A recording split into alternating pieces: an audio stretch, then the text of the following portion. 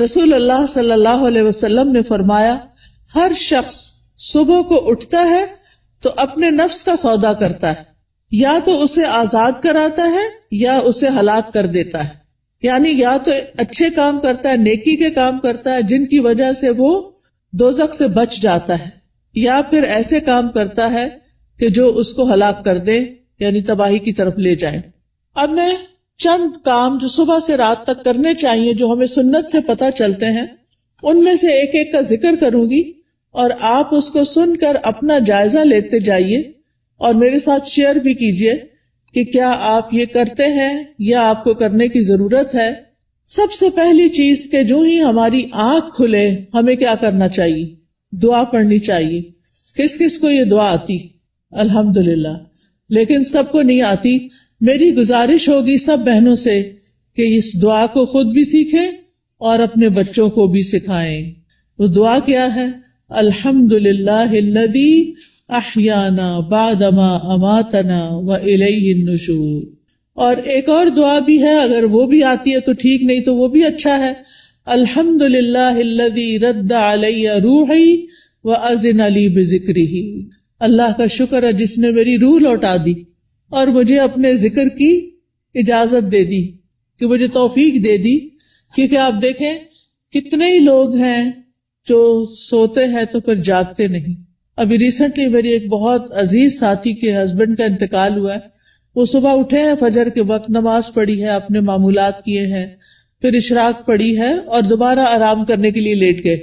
ہم میں سے اکثر لوگ یہ کرتے ہیں نا، راتیں چھوٹی ہوتی ہیں، موسم بھی گرم ہوتا ہے، رات کو سوتے ہوئے دیر ہو جاتی ہے تو انسان پھر کیا کرتا ہے، اٹھنے کے بعد پھر لیٹ جاتا ہے، اور وہ اسی طرح لیٹ گئے ہیں لیکن پھر دوبارہ نہیں اٹھے۔ ہمیں سے کسی کو نہیں پتا کہ جب وہ سوئے گا تو دوبارہ اٹھے گا یا نہیں۔ اس لیے معمول بنا لیجئے کہ ذکر کر کے سونا ہے اور اٹھتے ہوئے بھی اللہ کا شکر ادا کرنا ہے کہ اس نے ہماری روح، ہماری جان ہمیں واپس لوٹا دی۔ تو دن کا آغاز اللہ کی حمد و ثنا، اللہ کی تعریف، اور اس بات کے ساتھ وَإِلَيْهِ النُّشُورُ کے واپس جانا ہے۔ ہماری واپسی بھی اللہ کی طرف سے۔ جس نے ہمیں زندہ کیا، پیدا کیا، وہی ہمیں موت دے گا۔ پھر آپ دیکھیے کہ اس کے ساتھ ہمیں یہ بھی یاد رکھنا چاہیے کہ کائنات کی ہر چیز تسبیح کر رہی ہے اللہ کی تعریف بیان کر رہی ہے۔ قیامت کے دن سب سے افضل بندے وہ ہوں گے جو کثرت سے اللہ کی تعریف کرتے ہیں، حمادون ان کو کہتے ہیں۔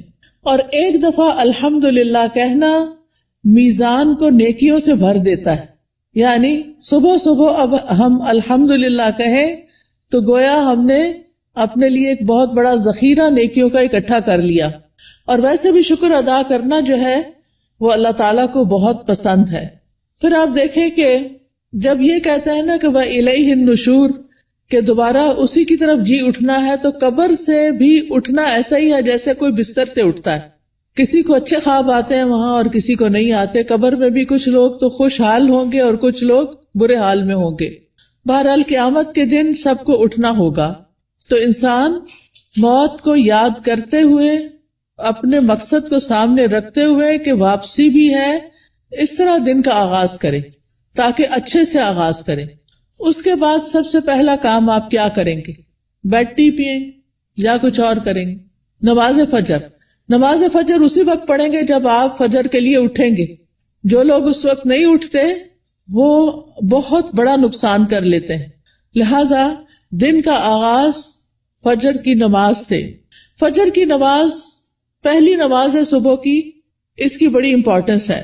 اللہ تعالیٰ نے بندوں پر 5 نمازیں فرض کی ہیں، اور رسول اللہ صلی اللہ علیہ وسلم نے فرمایا جس نے انہیں ادا کیا اور ان کا حق ہلکا سمجھتے ہوئے ان میں سے کچھ ضائع نہ کیا تو اللہ تعالیٰ کا اس کے لیے قیامت کے دن یہ عہد ہے کہ اس کو جنت میں داخل فرمائے۔ اور جس نے ان کو ادا کیا مگر ان کا حق ہلکا سمجھتے ہوئے، معمولی چیز سمجھتے ہوئے نماز کو ان میں سے کچھ ضائع کر دیا تو اللہ کا کوئی وعدہ نہیں، چاہے تو عذاب دے چاہے تو معاف کر دے۔ تو اس لیے دن کا آغاز اللہ کی نافرمانی سے نہیں کرنا۔ کس سے کرنا؟ فرما برداری سے۔ اور فرما برداری میں پہلی فرما برداری نماز۔ پہلا سوال قیامت کے دن نماز کا ہوگا۔ اگر اسی ٹیسٹ میں فیل ہو گئے تو آگے اور مشکلات ہو جائیں گی۔ اللہ سبحانہ تعالی دن میں 2 بار فرشتوں سے بندوں کی نماز کے بارے میں خبر لیتے ہیں، ایک فجر اور ایک عصر۔ وہ پوچھتے ہیں جب تم گئے تھے ان کے پاس تو کیا کر رہے تھے؟ فرشتے بتاتے ہیں وہ نماز پڑھ رہے تھے۔ جب تم نکلے تو کیا کر رہے تھے؟ کیونکہ عصر اور فجر میں شفٹ چینج ہوتی ہے فرشتوں کی۔ عصر کے وقت رات کے فرشتے آ جاتے ہیں ڈیوٹی پر، اور فجر کے وقت دن کے فرشتے آ جاتے ہیں۔ تو وہ بتاتے ہیں کہ ہم نے انہیں اس حال میں چھوڑا کہ وہ نماز پڑھ رہے تھے، اور اس حال میں ان کے پاس پہنچے کہ وہ نماز پڑھ رہے تھے۔ فجر کی نماز کے بارے میں آتا ہے وہ آدمی ہرگز آگ میں نہیں جائے گا جس نے سورج نکلنے سے پہلے اور سورج کے غروب ہونے سے پہلے نماز پڑھی، یعنی فجر اور عصر۔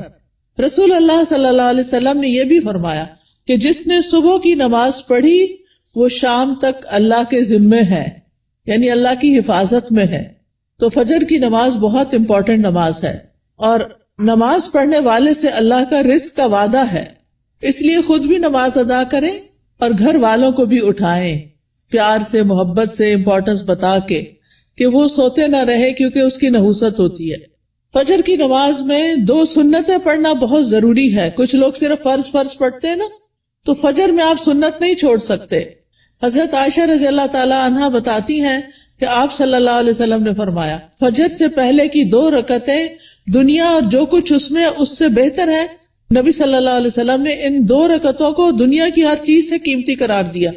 اور جو سویا رہے اس کے بارے میں آتا ہے نبی صلی اللہ علیہ وسلم کے پاس ایک ایسے آدمی کا ذکر کیا گیا جو رات سے صبح تک سوتا ہی رہا۔ آپ نے فرمایا یہ ایسا شخص ہے جس کے کان، یا فرمایا دونوں کانوں میں شیطان پیشاب کرتا ہے، یعنی غافل ہو جاتا ہے پھر۔ اور اسی طرح ایک اور خواب آپ صلی اللہ علیہ وسلم کو، اس میں آپ کو دکھایا گیا کہ ایک شخص تھا جس کا سر پتھر سے کچلا جا رہا تھا۔ وہ قرآن کا حافظ تھا لیکن قرآن سے غافل ہو گیا اور فرض نماز پڑھے بغیر سو جاتا تھا، یعنی نماز نہیں پڑھتا تھا اور سویا رہتا تھا۔ نماز پڑھتے ہوئے ایک چیز یہ بھی خیال کرنی ہے کہ خشوع کے ساتھ نماز پڑھنی۔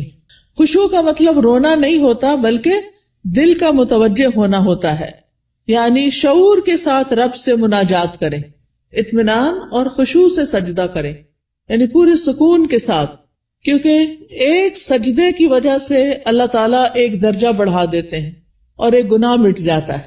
نماز کے فوراً بعد کیا کرنا چاہیے؟ اذکار، شابش۔ نماز کے بعد اگر کوئی مصلی پر بیٹھا رہے تو جب تک اس کا وضو نہیں ٹوٹتا فرشتہ اس کے لیے دعا کرتا ہے، اللہم اغفر لہ، اللہم ارحمہ، اے اللہ اس کی بخشش فرما دے، اے اللہ اس پہ رحم فرما۔ یعنی آپ مصلی پہ بیٹھے ذکر کر رہے ہیں، تسبیحات پڑھ رہے ہیں، دعائیں کر رہے ہیں، اور فرشتہ آپ کے لیے دعائیں کرنا شروع ہو گیا ہے۔ تو ہم میں سے ہر ایک کو فرشتوں کی دعائیں لینی چاہیے۔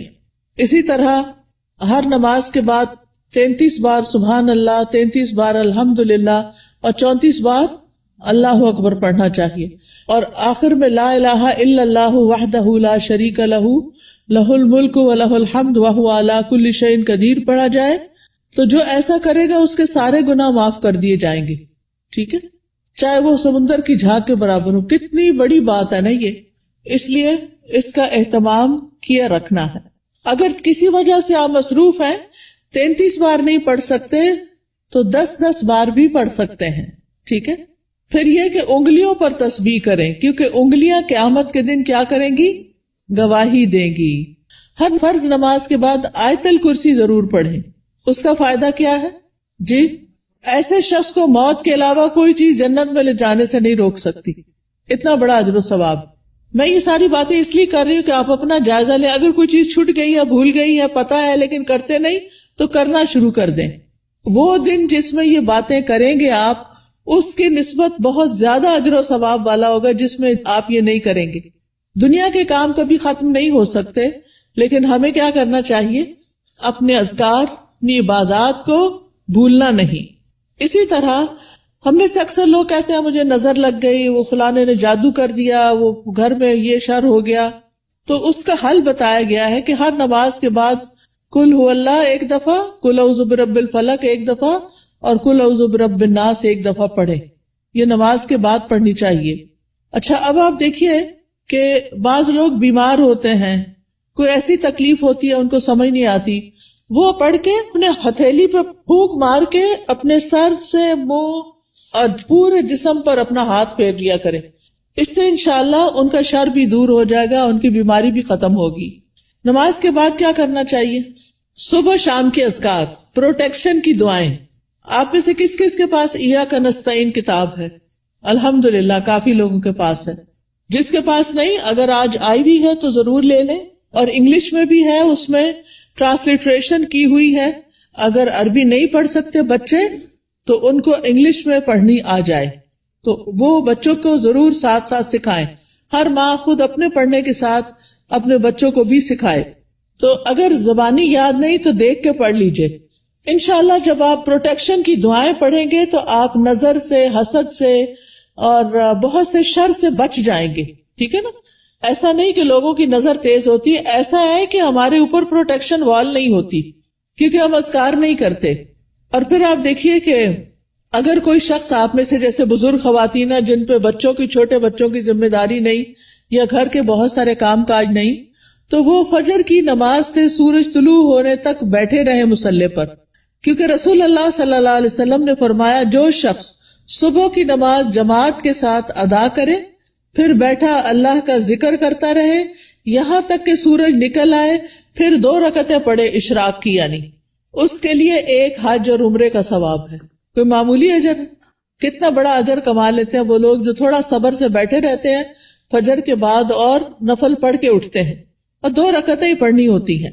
تو انسان کا دل، اس کی روح، یہ سیراب ہو جاتے ہیں ان اعمال سے جو ابھی تک میں نے آپ کو بتائے. آپ کے لیے خیر و برکات کے دروازے کھل جاتے ہیں، دنیا اور آخرت میں سلامتی کا ذریعہ ہے، عظیم اجر و ثواب کا ذریعہ ہے، شر کے آنے سے پہلے، تکلیف کے آنے سے پہلے، واقع ہونے کے بعد اسے ہٹانے کا ذریعہ ہے. یہ دعائیں، یہ جو میں بتا رہی ہوں نا پروٹیکشن کی دعائیں جو ہیں، رب کے سامنے فقر اور عاجزی کا اظہار بھی ہے، اللہ تعالیٰ کی نعمتوں کا اعتراف بھی ہے. اور یہ ایسے ہی ہے جیسے کوئی دشمن سے بچنے کے لیے اپنے آگے کوئی بال کھڑی کر لے. تو انشاءاللہ اگر ساری نہیں بھی پڑھ سکتے تو معوذتین، بسم اللہ الذی لا یضر، اعوذ بکلمات اللہ التامات من شر ما خلق، اور کچھ اور مختصر دعائیں پڑھ کے اپنے اوپر بھی پڑھیں اور بچوں کو بھی پڑھنا سکھائیں. اس کے بعد کیا کریں گے یہ بتائیے؟ تلاوت کریں، چاہے تھوڑی سی کیوں نہ کریں. اور اگر میں سمجھتی ہوں بچوں کے اسکول جانے کا وقت ہوتا ہے تو اپنی تلاوت کا وقت نہیں رہتا، پھر آپ کیا کریں؟ اپنے فون پر قرآن مجید کا کچھ نہ کچھ حصہ ریگولر لگا دیں. کوئی پورے قرآن کو ڈاؤن لوڈ کر لیں، اب تو ایسی ویب سائٹس بھی ہیں، وہاں سے آپ شروع کریں، الحمد سے الناس تک پورا کریں. ہر روز تلاوت لگا دی، بچے بھی تیار ہو رہے ہیں، آپ بھی کچن میں کام کر رہی ہیں اور ساتھ ساتھ تلاوت سنیں. کیوں؟ ان الذین یتلون کتاب اللہ واقاموا الصلاۃ وانفقوا مما رزقناہم سرا وعلانیۃ یرجون تجارۃ لن تبور. بے شک جو لوگ اللہ کی کتاب کی تلاوت کرتے ہیں، اور تلاوت کا عربی میں معنی فالو کرنا بھی ہوتا ہے، سمجھ کے پڑھنا، اور انہوں نے نماز قائم کی اور جو کچھ ہم نے انہیں دیا ہے اس میں سے انہوں نے پوشیدہ اور ظاہر خرچ کیا، وہ ایسی تجارت کی امید رکھتے ہیں جو کبھی برباد نہ ہوگی. یہ لوگ اللہ کے ساتھ ایک بزنس کر رہے ہیں. یہ چیزیں یہ پڑھتے ہیں، تلاوت کرتے ہیں، قرآن پڑھتے ہیں، لوگوں پہ خرچ کرتے ہیں، تو یہ اللہ کے ہاں ایسا اجر، اتنا پروفٹ پائیں گے کہ سوچ بھی نہیں سکتے، تاکہ وہ انہیں ان کے اجر پورے پورے دے اور اپنے فضل سے انہیں زیادہ بھی دے. بے شک وہ بے حد بخشنے والا نہایت قدردان ہے. تو پیاری بہنوں، تلاوت کو نہیں چھوڑنا، چاہے ایک صفحہ ہی کیوں نہ ہو، ایک ربع ہی کیوں نہ ہو، ہاف جز کیوں نہ ہو، ایک پارہ کیوں نہ ہو. میرے ایک بہنوئی تھے، فوت ہو گئے، اللہ تعالیٰ ان پہ رحم فرمائے. وہ چاند کی پہلی تاریخ کو پہلا سپارہ پڑھتے اور آخری کو آخری سپارہ پڑھتے، اور اس طرح ہر مہینے پورا قرآن ختم کر لیتے. تو جن لوگوں کی بہت زیادہ مصروفیات، ریٹائرڈ لائف گزار رہے ہیں، ان کو کیا کرنا چاہیے؟ قرآن کی تلاوت زیادہ کرنی چاہیے، کیونکہ قرآن جو ہے یہ غموں کا علاج ہے، شفا ہے، سکون کا ذریعہ ہے، اس لیے اس کو نہیں چھوڑنا. ایک حرف پڑھنے کا کتنا اجر ہے؟ 10 گنا. ایک حرف الف پڑھیں گے تو 10 نیکیاں، لام پڑھیں گے تو 10 نیکیاں، میم پڑھیں گے تو 10 نیکیاں. کیا کوئی اور کام کرنے سے اتنا پروفٹ آپ گین کر سکتے ہیں؟ نہیں. ہاں ایک مشکل ہے، کچھ لوگوں کو پڑھنا نہیں آتا، یا ان کی تجوید ٹھیک نہیں، یا وہ ڈرتے ہیں کہ کوئی سن لے گا تو پھر کیا ہوگا. تو ایسی صورت میں ان کو اپنی تجوید ٹھیک کرنی چاہیے. اس کے لیے میں آپ کو ایک طریقہ بتاتی ہوں، اور وہ طریقہ ہے ایک ایپ ڈاؤن لوڈ کر لیں، لرن قرآن. کس کس کے پاس ہے یہ ایپ؟ 8-10 لوگوں کے پاس ہے، زیادہ نہیں ہے. آپ یہ ایپ اگر ڈاؤن لوڈ کر لیں. اچھا، قرآن پر آل کس کے پاس ہے؟ وہ بھی تھوڑے سے لوگوں کے پاس ہے. ان دونوں میں سے کوئی بھی ایپ آپ ڈاؤن لوڈ کر لیں. یہ آپ آئی فون پہ بھی کر سکتے ہیں اور اینڈرائیڈ پہ بھی کر سکتے ہیں. ٹھیک ہے، اس میں آپ تجوید سیکشن پہ چلے جائیں. تجوید پہ جائیں گے تو وہاں آپ کو ایک ایک آیت کہلوائی ہوئی ملے گی. پہلے ٹیچر پڑھے گی، پھر پیچھے آپ پڑھیں گے. تو آپ کیا کریں، جب ٹیچر پڑھ رہی ہو غور سے سنیں، جب اسٹوڈینٹس آگے پڑھے آپ بھی ساتھ شامل ہو جائیں. تو اس طرح روز پڑھتے پڑھتے آپ کی تجوید ٹھیک ہو جائے گی. کیونکہ بعض کا جب انسان بڑا ہو جاتا ہے نا، تو اس کو شرم آتی ہے کسی کے پاس جا کے غلطیاں نکلوانے کی، یا ٹائم نہیں ہوتا، یا فیس نہیں دے سکتے، یا کوئی اور مسائل ہوتے ہیں. تو آپ قرآن مجید کھول کے بیٹھ جائیں، آڈیو لگا کے بیٹھ جائیں، اور 7 انگلی رکھ کے ایک ایک آیت کو پڑھ پڑھ کے یاد کریں. اس کے مخارج ٹھیک کریں، ادائیگی ٹھیک کریں. ٹھیک ہے، جس گھر میں قرآن پڑھا جاتا ہو وہاں فرشتے حاضر ہوتے ہیں. ابو ہریرہ کہا کرتے تھے، بے شک قرآن پڑھنے کی وجہ سے گھر اپنے رہنے والوں کے لیے کشادہ ہو جاتا ہے. اس میں فرشتے حاضر ہوتے ہیں، شیاطین اس گھر کو چھوڑ دیتے ہیں اور اس کی خیر و برکت بڑھ جاتی ہے. یعنی اس گھر میں خیر و برکت ہوتی ہے جس میں کیا ہوتا ہے، قرآن کی تلاوت ہوتی ہے. آج آپ دیکھیں ہمارے بچے ویڈیو گیمز کے پیچھے دیوانے ہیں، قرآن پڑھنے کے لیے تیار نہیں. ہم اپنے پیچھے کیا چھوڑ کے جا رہے ہیں؟ آپ کو پتا نا، جب بچے قرآن پڑھتے تو ماں باپ کو بھی ثواب ملتا ہے کیونکہ انہوں نے ان کو پڑھوایا. لیکن اگر ہمارے بچے قرآن ہی نہیں پڑھ رہے تو مرنے کے بعد کون ہمارے لیے دعائیں کرے گا، کون ہمارے لیے کچھ کرے گا؟ تو اس لیے پیاری بہنوں، آپ ان کے لیے عملی نمونہ بنو، رول ماڈل بنو. آپ گھر میں ان کے بیچ میں بیٹھ کے تلاوت کرو، سیکھو. اگر نہیں تو انہیں بتایا، میں اب دیکھو اس ایج میں سیکھ رہی ہوں، چلو ہم سب مل کے سیکھتے ہیں. ان کو بھی ساتھ بٹھا لیں، چھوٹی سی گھر میں کلاس بنا لیں، 2-3 بچے اور آپ خود بیٹھ جائیں. اگر آپ کے ہسبینڈ بھی ساتھ بیٹھ جائے تو بہت ہی اچھا ہے. اگر یہ نہیں ہوتا تو کوئی ٹیچر ہائر کریں جو گھر پہ آئے، یا آپ اس کے پاس لے جائیں یا آن لائن پڑھائیں. لیکن اس فریضے سے آپ نے کوتاہی نہیں کرنی کہ بچوں کو قرآن سکھا کے جانا ہے دنیا سے. اور جس گھر میں قرآن نہیں پڑھا جاتا وہ اپنے رہنے والوں کے لیے تنگ ہوتا ہے، نحوست ہوتی ہے اس میں. فرشتے اس گھر کو چھوڑ دیتے ہیں، شیاطین آ جاتے ہیں، اور اس گھر کی خیر و برکت کم ہو جاتی. تب ہمارے اوپر ہے نا، ہم کیا چاہتے ہیں. قرآن مجید صرف موبائل سے نہیں پڑھیں، وہ بھی ٹھیک ہے اگر نسخہ نہیں ہے آپ کے پاس، لیکن مصحف ہونا چاہیے.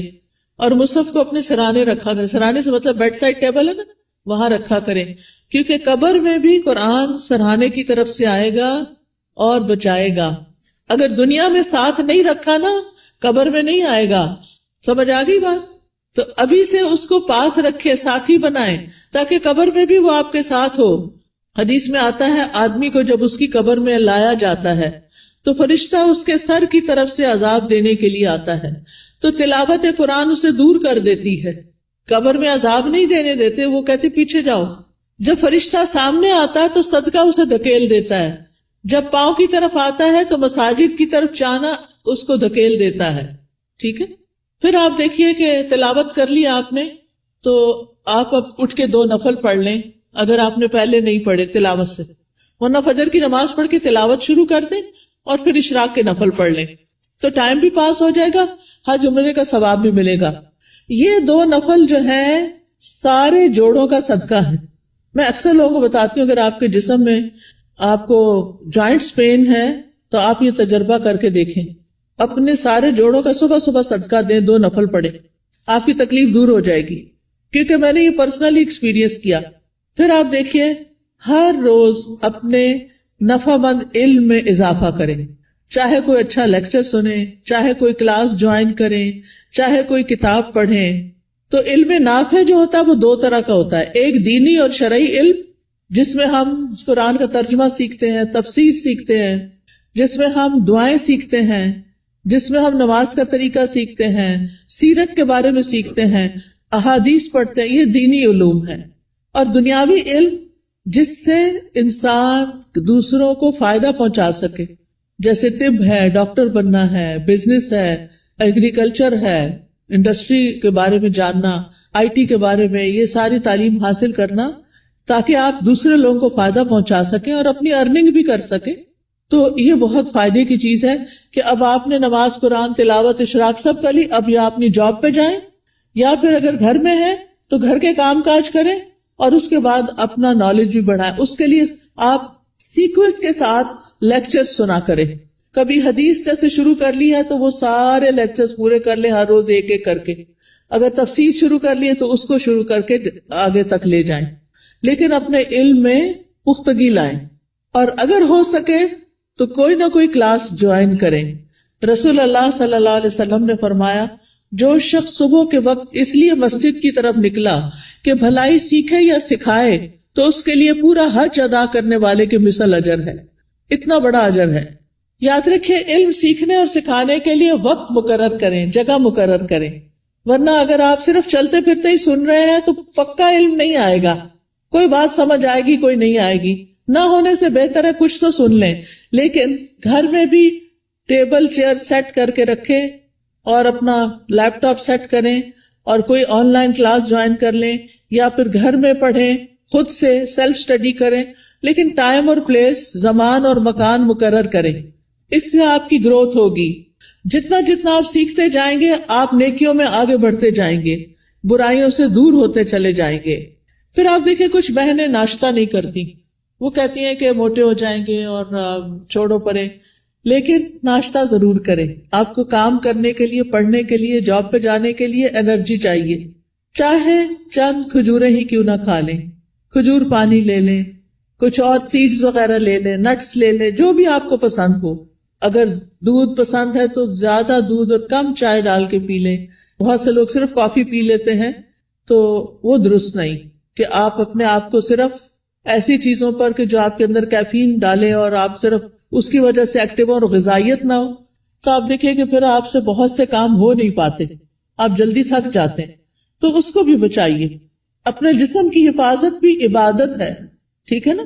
جسم کی حفاظت بھی عبادت ہے. یہ نہیں کہ سب کی ٹیک کیئر کرتے کرتے اپنے آپ کو بھلا کے رکھ دیں اور پھر کسی کام کے نہ رہیں، نمازیں بھی بیٹھ کے شروع کر دیں. یہ نہیں ہونا چاہیے. پھر آپ دیکھیے کہ کھانا بھی عبادت ہے. بسم اللہ پڑھ کر کھائیں، بیٹھ کر کھائیں. میں نے دیکھا ہے کہ بعض اوقات لوگ اس بات کی پرواہ نہیں کرتے، چلتے پھرتے کھا رہے ہوتے. خاص طور پر مائیں کچن میں کام کر رہی ہیں، اپنا ناشتہ رکھ لیا، ادھر سے ایک نوالا لیا، ادھر کام کیا. یہ درست نہیں. آپ کے بچے بھی یہی کریں گے. چھوٹے بچوں کو بھی میں نے دیکھا ہے وہی بھاگتے دوڑتے کھا رہے ہوتے ہیں. یہ درست طریقہ نہیں ہے.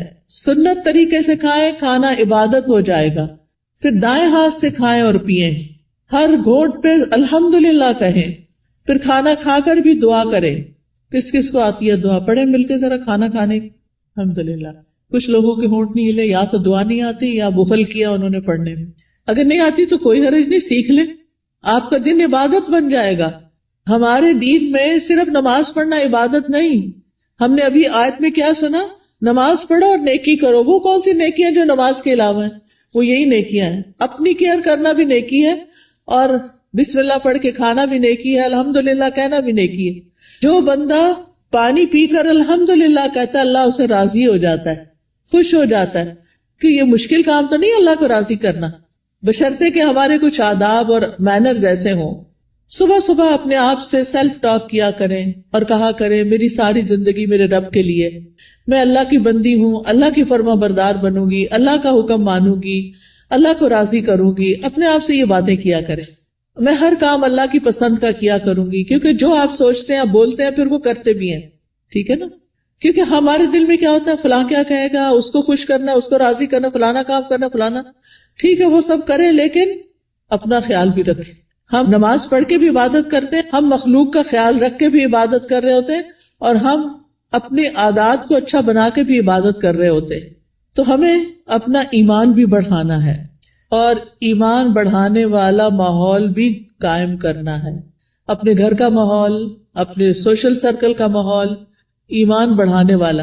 آپ ایسے لوگوں سے ملیں جن سے ملنے کے بعد آپ کا ایمان اوپر جائے، اور ان لوگوں سے ذرا دور رہیں، اسپیس دیں جن سے مل کے آپ کی طبیعت خراب ہوتی ہے اور وہ ایسی غیبت کرتے ہیں کہ آپ کا ایمان خراب کر دیتے ہیں.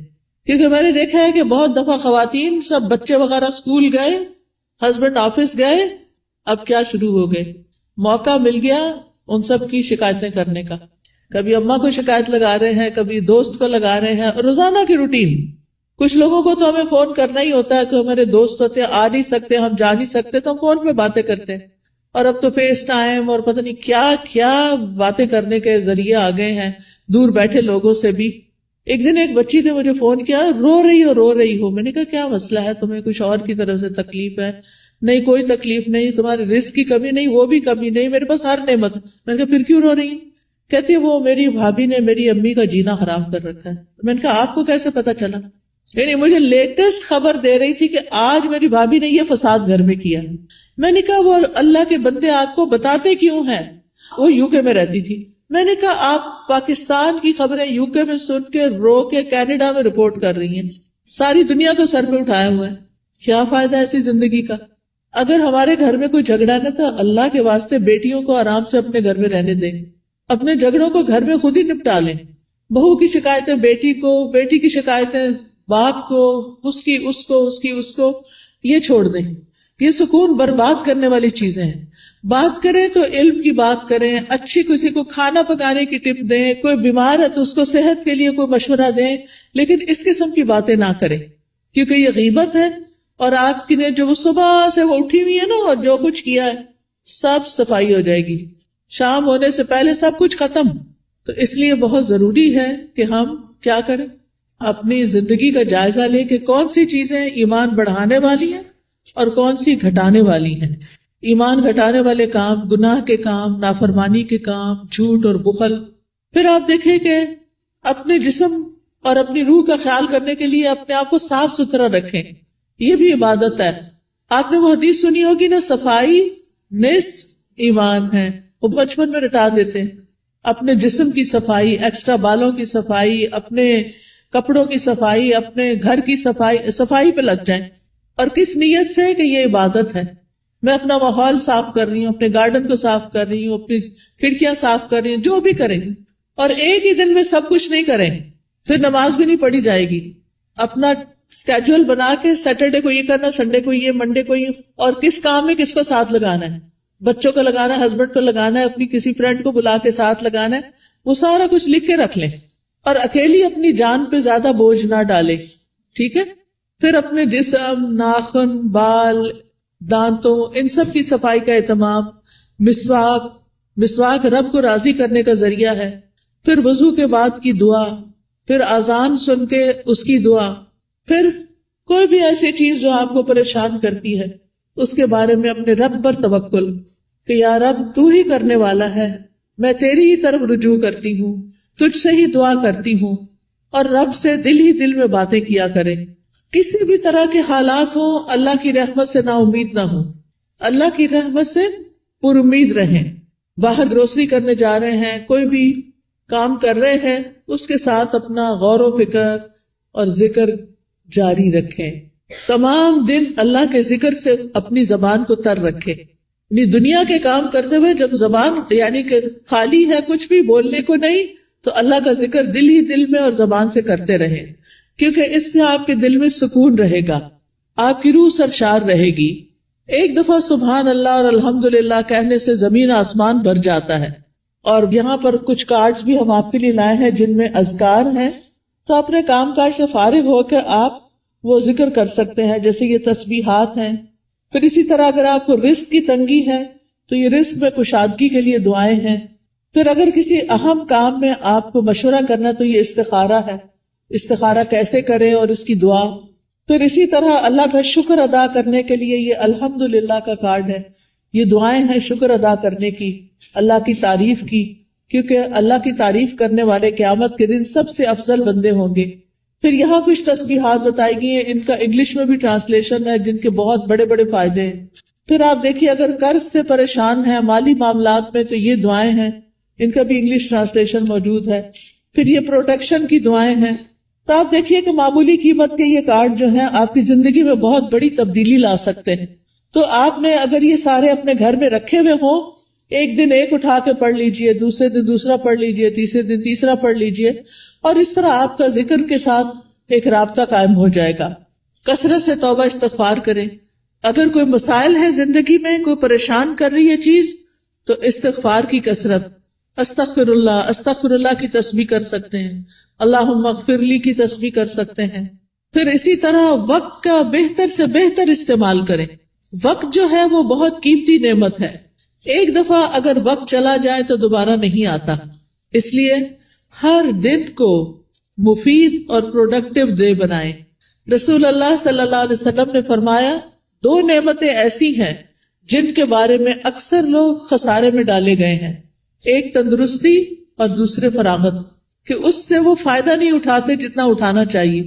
بیمار ہو کر تو انسان کچھ کر نہیں سکتا.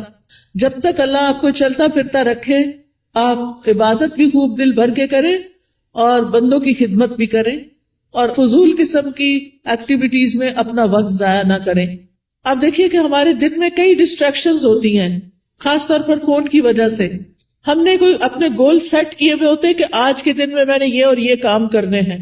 آپ کرنا شروع کرتے ہیں کہ اتنے میں بیل بج جاتی ہے، آپ فون اٹھا لیتے ہیں اور کہیں سے کہیں پہنچ جاتے ہیں، اور جو کرنے کا کام تو وہ دھرے کا طرح رہ گیا. تو اس چیز سے بھی آپ نے کانشیس رہنا ہے. کچھ وقت کے لیے فون بند کر دیا کریں اور اس وقت اپنے کرنے کے کام پہلے پورے کریں، پھر اس کے بعد فون کھولیں، تاکہ آپ کا دن نتیجہ خیز دن ہو.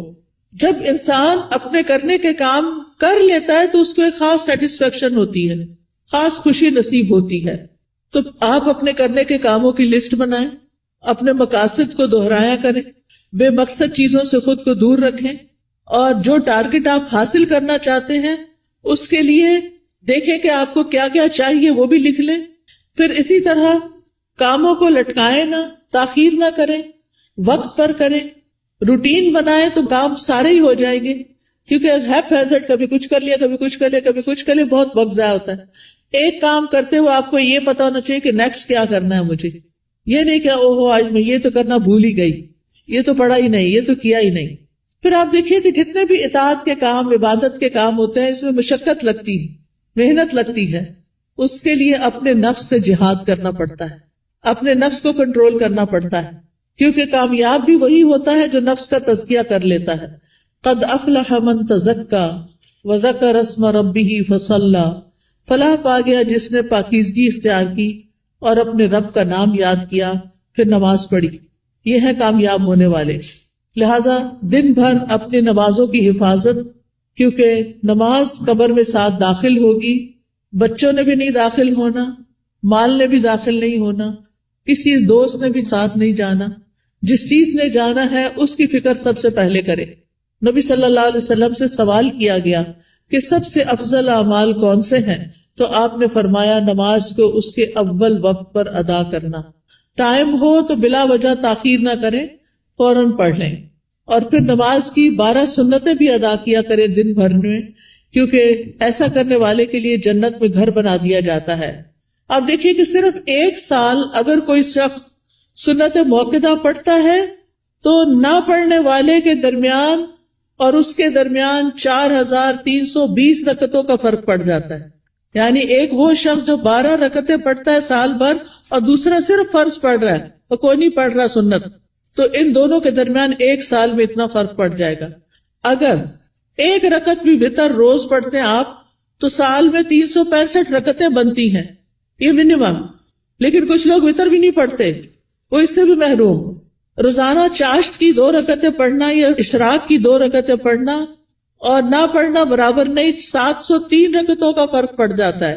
ٹھیک ہے، تو اس لیے اپنی سستی کی وجہ سے نمازوں سے غفلت نہ برتیں، سنتوں کی بھی حفاظت کریں.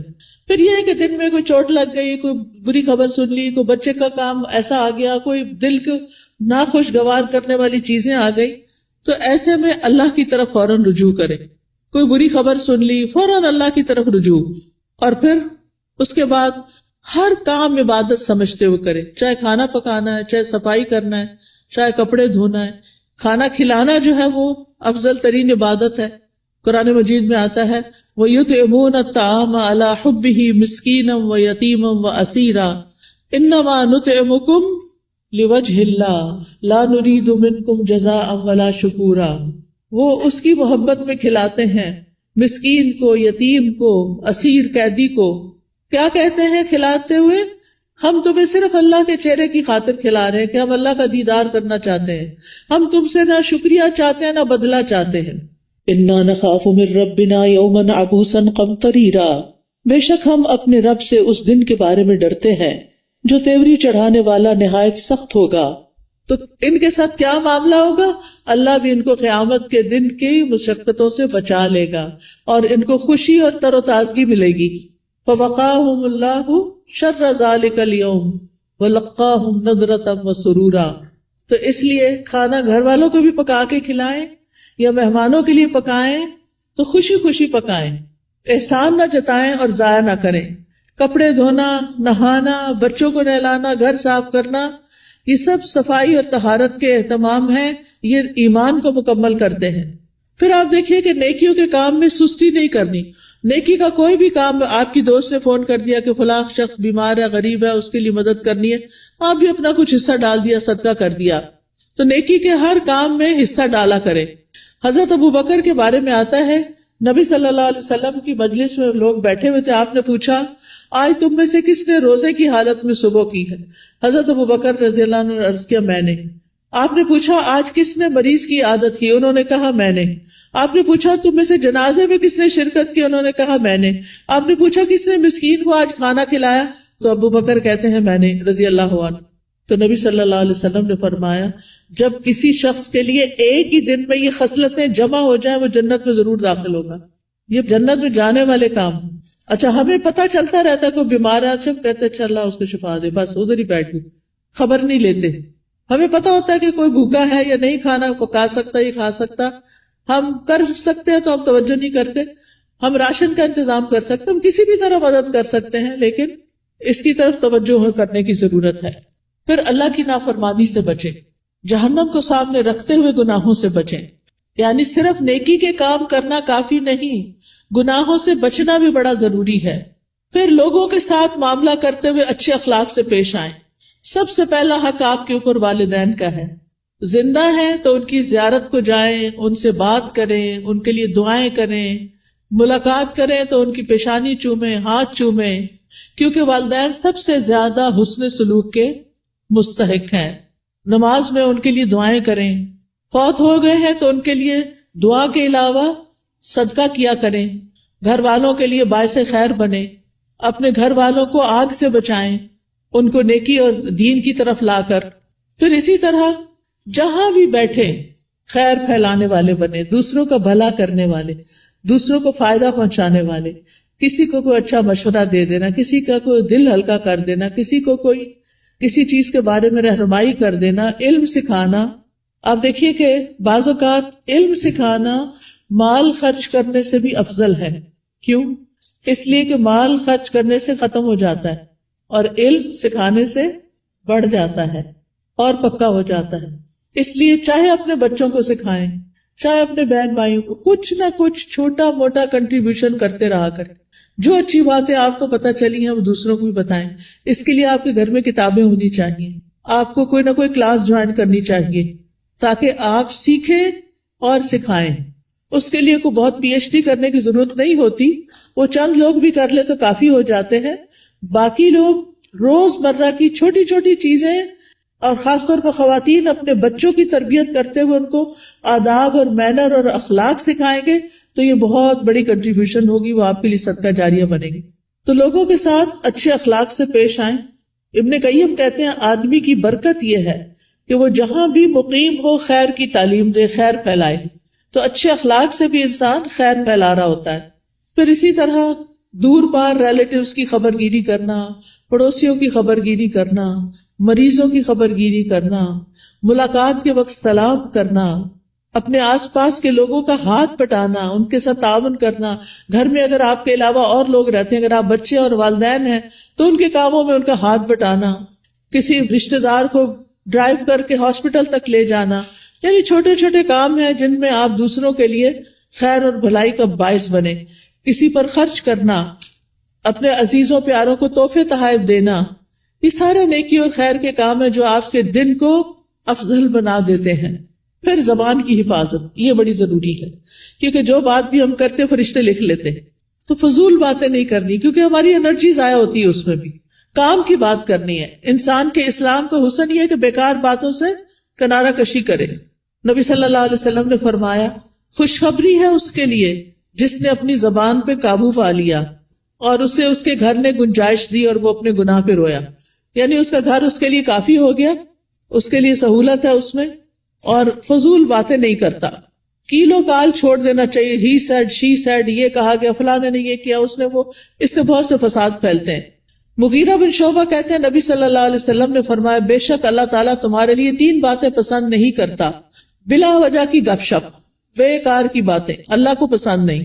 مال ضائع کرنا، اور اس میں بعض اوقات ایکسٹرا ٹیشو استعمال کرنا، ٹیپ کھول کے باتوں میں لگ جانا اور پانی ضائع کرنا، بلا وجہ بتیاں جلا کے رکھنا، بیکار میں ادھر ادھر گھومنا، گاڑی کا گیس ختم کرنا. یعنی چھوٹی چھوٹی چیزوں میں بچت کرنی چاہیے. پھر اسی طرح یہ ہے کہ کسی کو زبان سے اذیت نہیں دینی چاہیے، کثرت سے صدقہ کرنا چاہیے، فقراء مساکین کا خیال کرنا چاہیے. پھر ایک اور بات یہ کہ غصے اور ناراضگی سے بچنا چاہیے. قرآن مجید میں جنت میں جانے والوں کی جو خوبیاں بتائی گئی ہیں وہ کیا ہے؟ وَالْكَاظِمِينَ الْغَيْظَ وَالْعَافِينَ عَنِ النَّاسِ وَاللَّهُ يُحِبُّ الْمُحْسِنِينَ. وہ غصہ پی جانے والے ہوتے ہیں اور کیا کرتے ہیں؟ لوگوں کو معاف کرتے ہیں. یہ کام بڑا مشکل ہے، لوگوں کو معاف کرتے ہیں. اللہ ایسے محسنوں سے محبت کرتا ہے. اگر ہمیں پتا چلے کہ کسی کو معاف کرنے سے اللہ مجھ سے محبت کرے گا تو ہمیں کیا مشکل ہے کہ جھگڑا چھوڑ دیں. لیکن بعض اوقات ہم ایگو کا مسئلہ بنا کے جھگڑا نہیں چھوڑتے، جس کی وجہ سے ہم اللہ کی نظر میں بھی گر جاتے ہیں اور بندوں کی نظر میں بھی کوئی رسپیکٹ نہیں رہتی جھگڑا کرنے والوں کی. تو اس لیے بہت ضروری ہے کہ لوگوں کو معاف کرتے جائیں، کیونکہ وہ انسان ہے. یا تو یہ نہ کہ ہم نے کبھی کوئی غلطی نہ کی ہو، اگر ہم سے بھی غلطیاں ہوتی ہیں تو پھر دوسروں کو معاف کرنے میں کیا مشکل ہے. پھر قطع رحمی سے بچیں، رشتہ داروں سے تعلق قائم رکھیں، چاہے وہ آپ سے نہ بھی ملنا چاہے. دوسروں پر ظلم سے بچیں، کیونکہ مظلوم کی آہ فوراً اوپر پہنچتی ہے. دل کی سختی سے بچیں، برے خیالات اور بدگمانیوں سے بچیں، غیبت کرنے اور سننے سے بچیں. مشکل وقت میں اللہ سے مدد مانگے اور صبر کریں. آج ایک بچی کا میسج آیا کہ میری امی نے میرے بارے میں ایسا اور ایسا کہا ہے، میں اس وقت سے رو رہی ہوں، بہت میری طبیعت خراب ہو گئی. تو میں نے کہا پھر صبر کس چیز کا نام؟ اگر آپ نے اس وقت اپنے آپ کو سنبھالنا نہیں اور اس کو اتنا دل پہ لے لینا ہے، آپ اسٹرانگ بنیں. ماں باپ جب کوئی تنقید کرتے ہیں نا تو وہ ہمیں سمجھانے کے لیے، ہمیں میچور کرنے کے لیے کرتے ہیں، ہمارے دشمن نہیں ہوتے. تو چیزوں کو ان کے صحیح رخ سے لیں. ماں باپ مارے بھی ڈانٹے بھی تو بھی معاف کریں، ان کی عزت میں کبھی نہ آنے دیں. اور اگر پریشانی گھیر لے تو لا الہ الا اللہ کثرت سے پڑھیں. اللہ اللہ ربی لا اشرک بہ شیئا لا الہ الا انت سبحانک انی کنت من الظالمین. اور دیگر دعاؤں کو اور اذکار کو لازم کر لیں، جس کا میں نے ابھی آپ کو تعارف کرایا. تنگی کے بعد پھر آسانی کا انتظار کریں، کیونکہ ان مع العسر یسرا. ایسا نہیں کہ صرف تنگی آئے گی، آسانی بھی ساتھ آئے گی. اور اس سارے کاموں میں دن گزار کے پھر رات کا وقت آ گیا، اب سونے کی تیاری ہے. سونے سے پہلے آخری کام اللہ کا ذکر ہو. رات کو سورۃ الملک پڑھیں، کیونکہ یہ عذاب قبر سے بچانے والی ہے. اور دعائیں زبانی یاد کر لیں، نہیں تو آپ ایک ایپ ہے دعائیں اردو میں ٹائپ کریں گے یا عربی میں دعائیں تو انشاءاللہ وہ کھل جائے گی. اس میں ساری دعائیں ہم نے جمع کر دی. یا پھر سونے جاگنے کے اذکار والی ایپ جو ہے، اس سے بھی آپ رات کو سوتے وقت بیڈ پہ لیٹ کر بھی دعائیں پڑھ سکتے ہیں. لیکن آخری کلام ہمارا اللہ کا ذکر ہی ہونا چاہیے اور اسی حال میں سونا چاہیے.